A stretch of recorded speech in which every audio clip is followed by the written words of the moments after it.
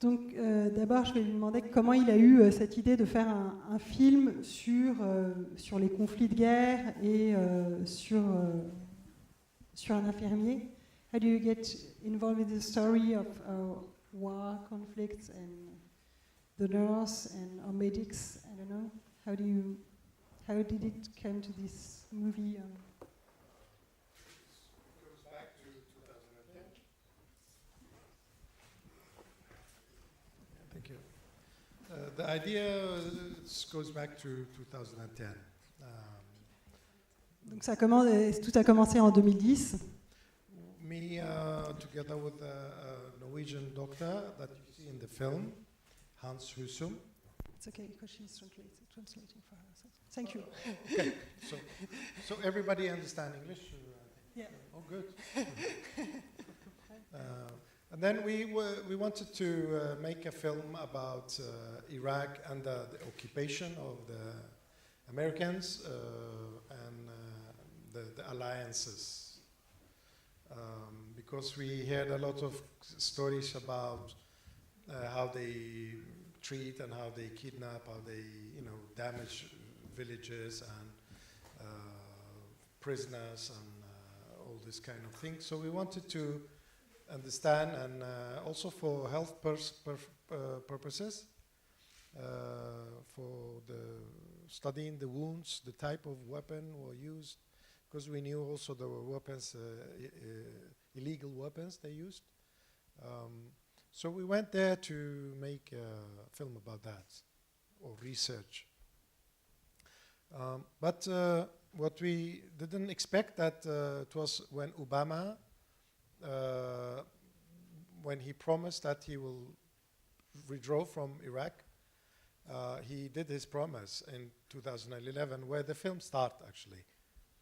And after that, when people still was hoping to the major problem will finish, it's not there anymore. American pulled out. Jihadists usually follow wherever the American are.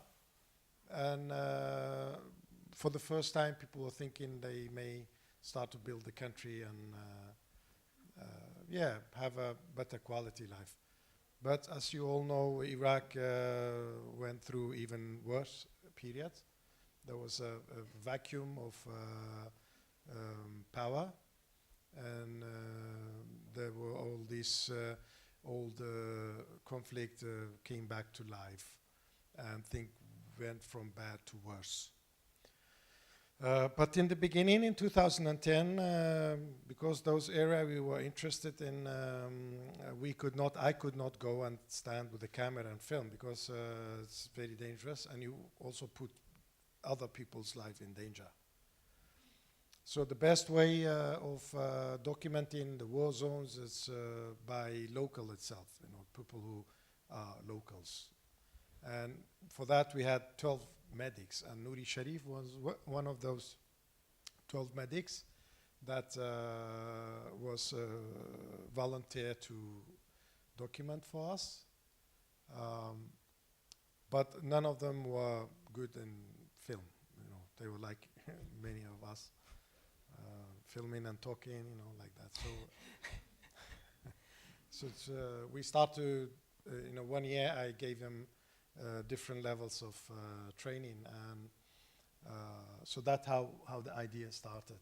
Okay. By 2013, when the war became escalated more and ISIS came in the picture, the Sunni majority was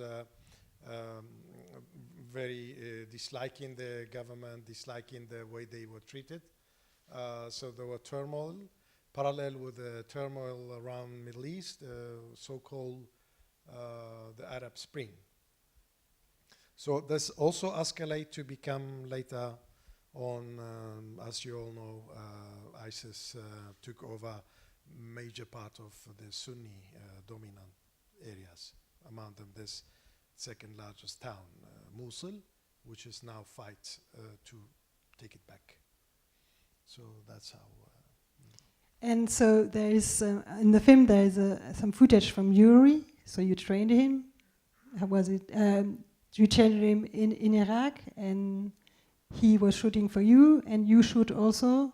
So how is the balance or mix of these shootings? That was our major challenge, because we, in the beginning, we were thinking differently. We have a lot of interviews, just trying to understand which kind of wound, how they did, which these groups are, why they kill a doctor, why they kidnap a teacher, what's the purpose of, who's funding, where they are coming from.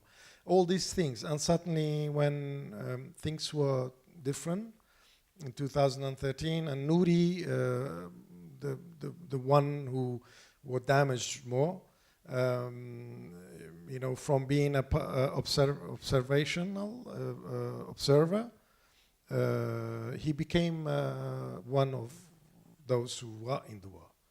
So the war get too close to him, and then for me no longer could think about the old idea, because we wanted to document the war, and he was a face of that war in front of us. So we had to clean up that later on in the process of editing, and also in the process of building. So we have to bring him in front of the camera and build the relations, the kids and the town in a very difficult circumstances to film in. Iraq, it's a very dangerous place for journalists, for everybody who try to document, who try to say wherever you stand, some part don't like it. And so we decided to clean everything and make it so simple as possible that for audience to understand this 5 years of Nori's life, how it has been and how things has been escalating. So I had to make my role very minimized, almost not to be seen edit-wise, not to be, I go in and then disappear and then come back again in the end. That was the idea, but of course that was to make it clear and to make it more from his point of view, from how he experienced the first-hand experience. So that's why we deal with it. It was a difficult process, but we managed to break the codes in the film and, yeah, become like this. It's communicating with you. So Nori filmed a lot, but was he a little bit part of the editing, or you did the whole editing and just give him the film as it is here? No, Nori never been a part of the edit. I've showed him things, discussed.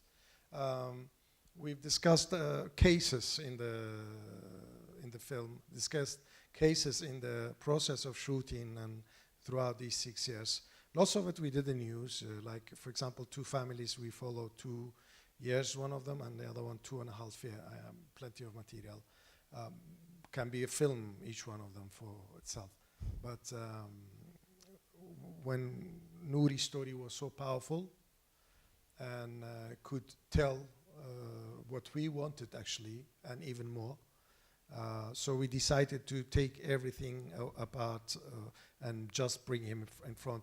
And that's a little bit tricky to have the main protagonist to be part of the edit, because then he's emotionally involved, and a little bit, you know, we are thinking differently when we are involved ourselves. You know, all of you like that.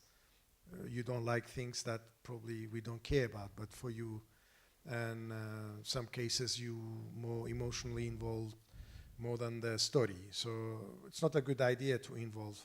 But it was good to show him parts, how I am thinking, to gain the trust. Because in this kind of circumstances, to fully trust a guy coming, trying to be a part of your life and trying to take this out, it's not an easy thing to trust. And the purposes, who you are, why you are filming, why you are interested in me, who's saying you will keep the material, who's saying you are going to edit it very well. So all these questions, and a part of that, the bigger one, it was, I am Kurd from the Kurdish part of northern Iraq, Kurdistan, Iraq, and he's an Arab Sunni. And being an Arab Sunni today, it's like in Europe, you know, being a refugee, being a brown like me, always like skeptical. And they think all Sunnis are ISIS or ISIS supporters. So to gain that level of trust that it's not easy to break, it was not an easy task for me.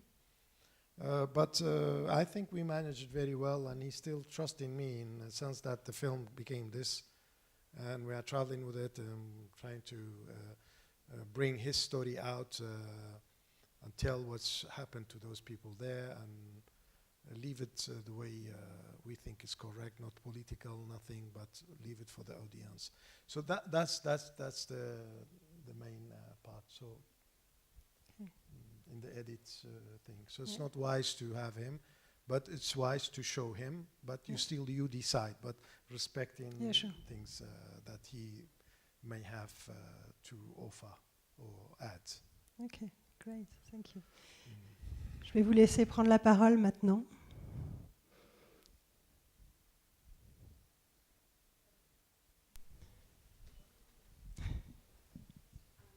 She just wants to know if Nori had the opportunity to watch the film. Not the last version, because my last trip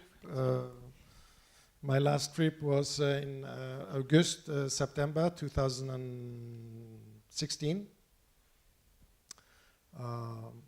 Was 16, right? Yeah. July, August 2016.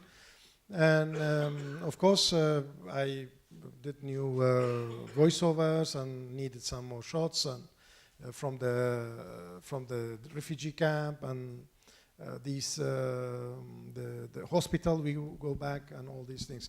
So some of the material, the new one, he haven't seen it in the film, but he's seen a version before this, which is similar. It's like. We know how it's looked like. So not this version, but one version before this. Maybe can you tell us how he reacted? He was a little bit disappointed because for him there were lots of cases. He asked me, "What about this? Why we don't have this? Why we don't have this?" And where are they? I filmed this we were talking about for years and this and that, and and I was like telling him we cannot make a film like 10 hours long, and we cannot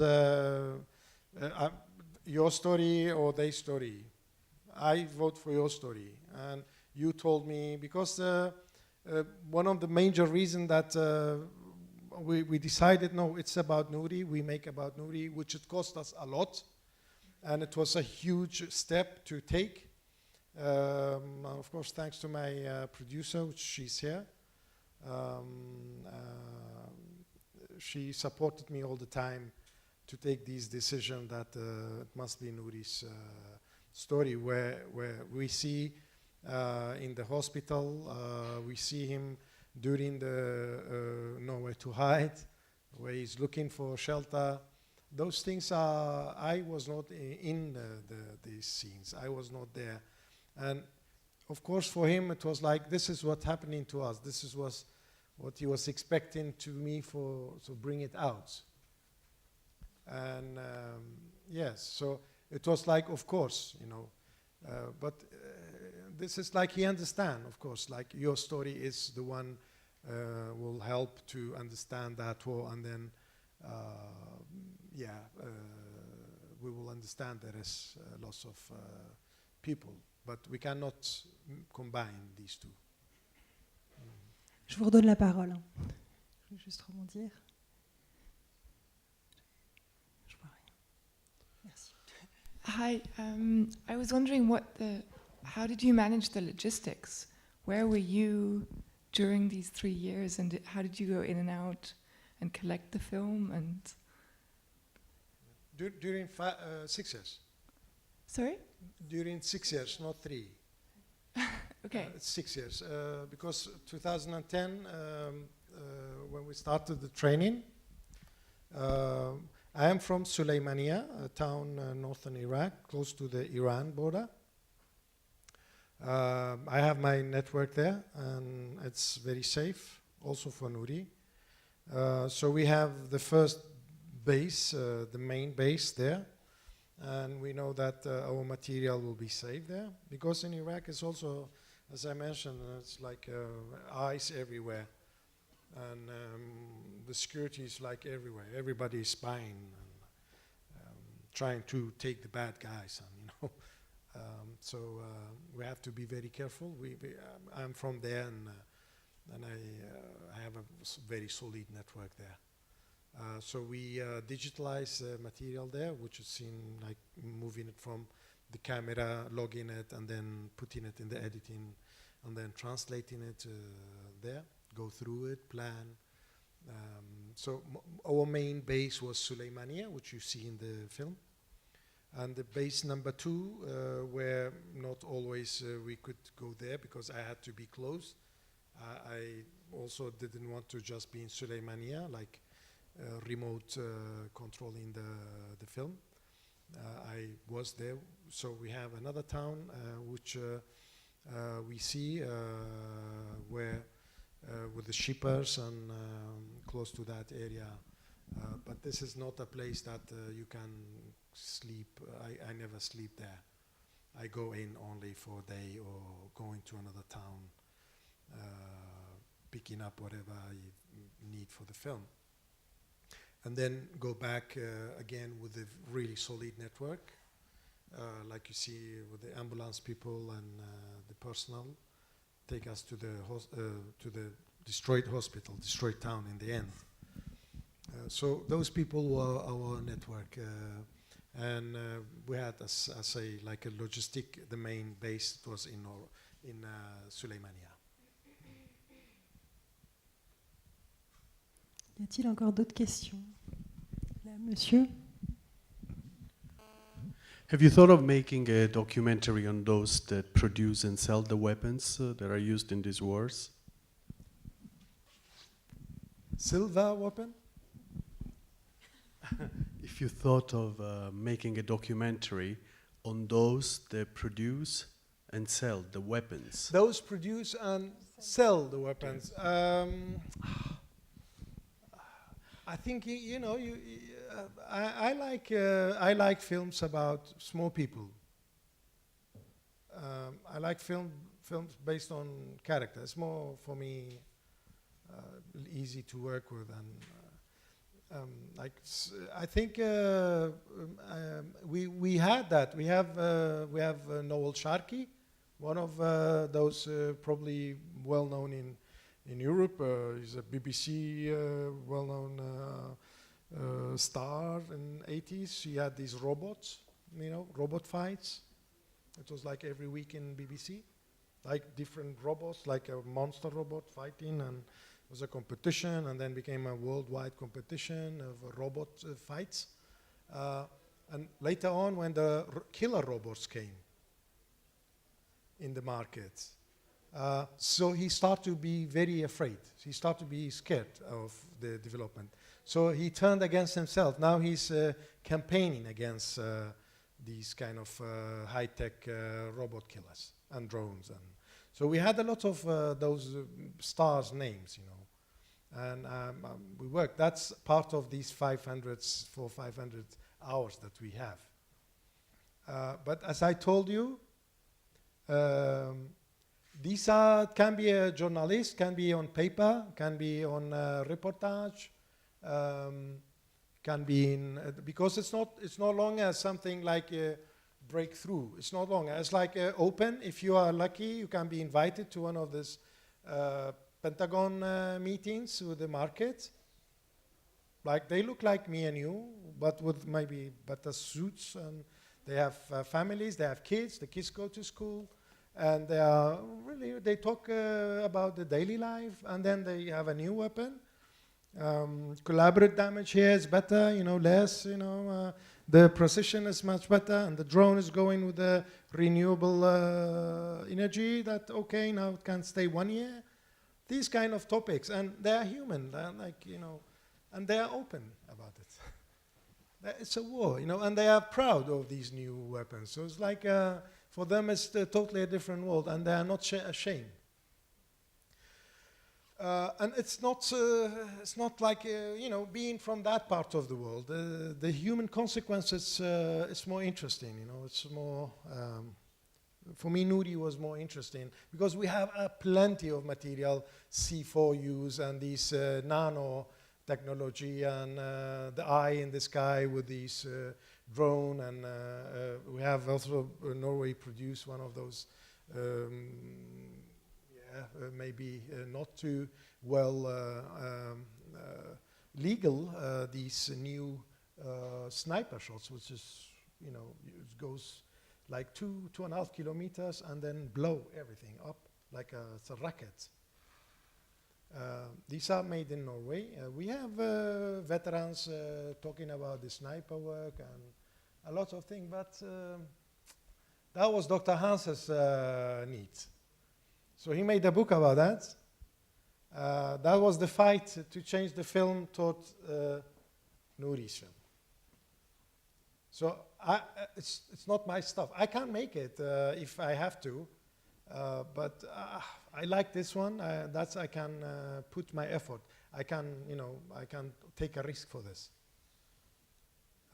So this one about the weapon, journalists can write about it, and now it's a lot of manipulation. So you get lost. So you have to only see the consequence of that as a normal, average, people, citizen.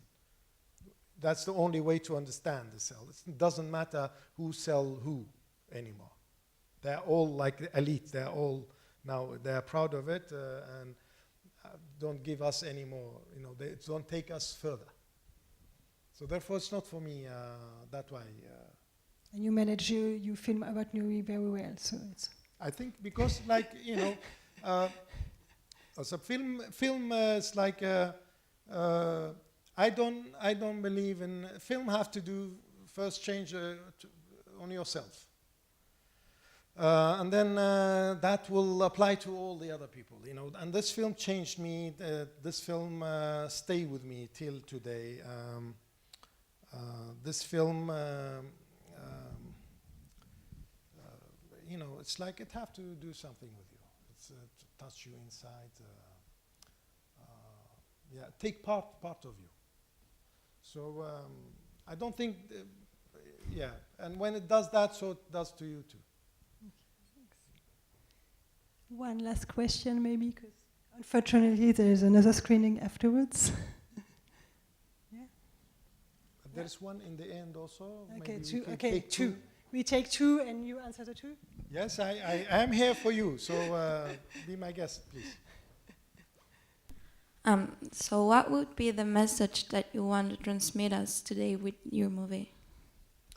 The message is not easy to phrase it in. It's a feeling. Feeling cannot describe, but you can experience it. But to make it more letter-wise, text-wise, rethink about war, rethink about people that you see belong to that part of the world. I'm sure. Now, lots of you, little bit in the film, little bit like, and then tomorrow you will feel more reflection about it. Tomorrow will come good reflection out of it. And I'm telling you based on the experience. Feedbacks.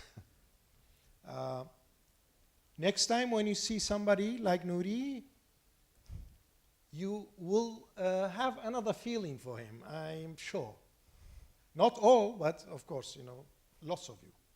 Because then you understand. You understand this, the humanism in yourself. Because that should touch your humanistic parts in you. In Europe and in the rest of the world, we should not be bad only bad to Europeans. But I think it's a global thing. We are not caring too much anymore. The more our life become good, the more we are egoistic and protectionist. We keep us in distance, and that create a I don't care thing. It's not my problem attitude. And we need to rethink, because everything is connected. As a human being, it's not all the other things are created. It's not there, but it's created because of different understanding of reality, cultures, and all these things. And in the end, we are all the same. In the end, so we have to sit. I'm not saying accepting everything just because we are very nice. I'm not saying that. I'm saying we have to sit and trying to understand the real problem that they don't show us. The real problem is not 100,000 refugees, and it's not a refugee crisis. It's a humanitarian crisis. It's an economical crisis. It's a war crisis. It's a weapon crisis. We have to look at the real problem. We don't have to be manipulated by other things. And it's the logic says, like, first, we help each other. Then we sit and trying to listen to each other, trying to solve exactly what can we do. I don't have a solution, but I am sure by doing that, you will be able to understand the other part. You will sleep much better. You will feel more safe. You will not be in this kind of circle that you are afraid, and suddenly you're afraid of everything. And your life is like a hell, and then they control you. Because your decision is not made based on your full conscience. So please think differently. Try to give a chance to yourself, force yourself to think differently about those things you have a little bit skeptical to, especially when it's come to human. Because that's the essence. Otherwise, life is just not something mean anything. If you go to a beautiful town, the people are not good, what are you going to do there? So that's my message. Rethink, use your feeling, trying to work the feeling, make them function again.